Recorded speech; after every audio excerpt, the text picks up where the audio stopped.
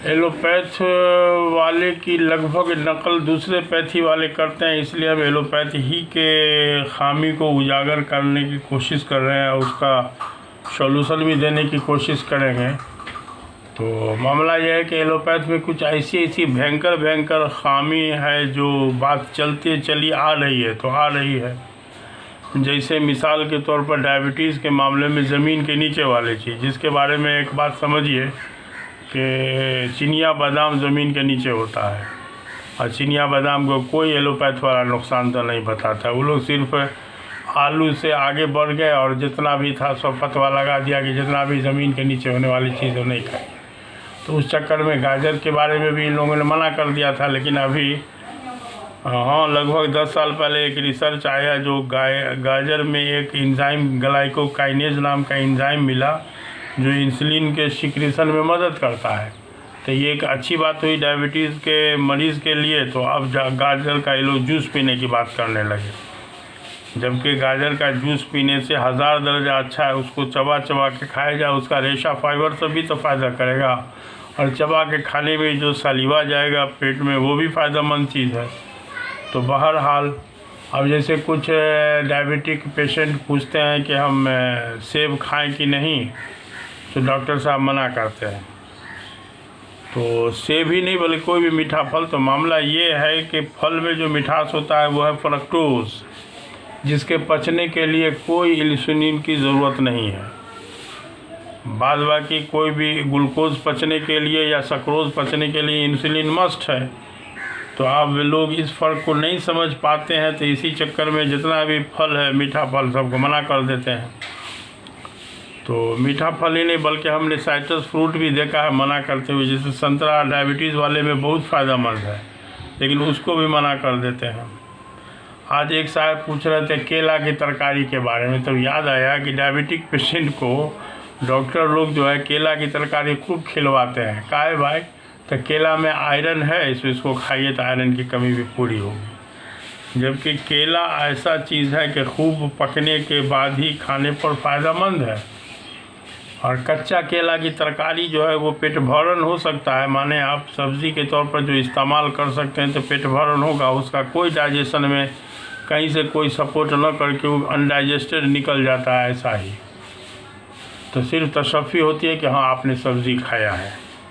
तो कुछ भरम सब है जो बात चलते हुए आ रही है, तो आ रही है। उसी तरीके से हमने एलोपैथ वाले को भी देखा है कि गैस के मरीज़ को वो चना का सत्तू कहते हैं खाने के लिए। हालांकि ये नकल दर नकल वाली बात है, सुनते सुनाई बात कहाँ से चली, कभी इस पर इन लोगों ने सोचा भी नहीं, जबकि सोचने की ज़रूरत थी। एलोपैथ के एक डॉक्टर को हमने कहा कि प्रोटीन का 3 तरह का जो सोर्स है, तीनों के पचने का तरीका अलग है। जैसे गोश्त मछली अंडा एक तरीका हुआ, और दूध दही एक तरीका हुआ, और दाल दलहन एक किस्म हुई। तो तीनों के पचने का अलग अलग तरीका है, लेकिन सब धन 22 पसेरी। अब आंख बंद करके आप प्रोटीन वाले को जो है वो फल ये चीज़ खाइए।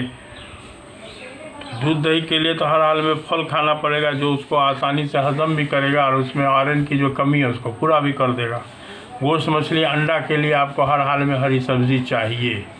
जैसे मनसलवा जो होता था, तो मनसलवा माने मतलब कोई एक तरह की सब्ज़ी थी, और सलवा जो है वो बटेर टाइप का परिंदा को बोला जाता है। तो वही बटेर, भुना हुआ बटेर और कोई तरह की सब्ज़ी होती थी, तो उसी को लोग खाते थे। तो ये अल्लाह के तरफ से जो दावत में रेडीमेड दिया गया था, ये बैलेंस डाइट था। तो अब ये है कि इससे आप अंदाज़ लगा सकते हैं कि बगैर सब्ज़ी वाले गोश्त खाखोर लोग को कितना नुकसान कर सकता है, ये अपना अंदाज़ लगा सकते हैं। तो मसला ये है कि बहुत सारी चीज़ें तो गलतफहमी में चल गई है। तो थोड़ा सा इस पर एक डॉक्टर को जब हमने कहा प्रोटीन के पचने का अलग अलग तरीका, तो उन्होंने इस बात को एक्सेप्ट किया कि हाँ ये जो आपने कंसेप्ट दिया है सो लोगों ने इस पर शायद सोचा ही नहीं गया है इस पर, जबकि सोचा जाने की ज़रूरत थी। कहा कि तीनों बेहतरीन चीज़ है लेकिन पचने का तरीका अलग है। उसको ये मतलब शॉर्ट में समझ लीजिए कि दाल दलहन को पचाने के लिए आपको घोड़ा वाली मेहनत चाहिए, बोले मेहनत कश को दाल दलहन ज़रूरी है। हम रिक्शा पुलर सब पर रिक्शा पर जब कभी बैठते हैं ना, तो रिक्शा वाला बेचारे को बता देते हैं कि देख भाई, तुम्हारी कमाई अगर ज़्यादा हो तो गोश्त मछली अंडा की तरफ नहीं जाओगे, तुमको 100 ग्राम हर हाल में चना या मसूर तुमको, मतलब 100 ग्राम दाल किसी भी हालत में तुमको खाना है, चाहे सत्तू के शक्ल में खाओ चाहे पका हुआ खाओ। इसलिए कि तुम्हारा काम दूध दही गोश्त मछली से नहीं काम चलने वाला है। तुम्हारे लिए जो अल्लाह ने बनाया है तो उस तरह का तुमको खाना पड़ेगा, चाहे तुम्हारी आमदनी जो भी हो। तो बहरहाल इस तरह की बात है। तो थोड़ा सा इस लाइन में भी जो हमारे अगर कोई मेडिकल साइंस वाले इस बात को अगर सुन रहे हैं तो थोड़ा सा इस लाइन में सोचें और इससे आवाम को कुछ फ़ायदा पहुंचाएं। इसलिए कि डायबिटीज़ कभी भी लाइलाज नहीं है। तो डायबिटीज़ लाइलाज नहीं है, उल्टा पुल्टा परहेज़ की वजह से वो लाइलाज बन जाता है। सुना सुनाया परहेज़ करवा रहे हैं मरीज़ को, रात का खाना उसको सवेरे खाना चाहिए था, अब रात का खाना के कोई टाइम में नहीं बता रहे हैं। अजीब तरह की बात चल रही है। तो इसलिए अच्छा, रात में अक्सर देखा दूध रोटी खिलवाते हैं लोग, जबकि दूध रोटी का कोई सही कम्बिनेशन नहीं है पचने के एतबार से। सिर्फ दूध है, उसके साथ कोई फल चलिए चलेगा ये, लेकिन दूध के साथ रोटी का कोई कम्बिनेशन सही नहीं माना जाता है।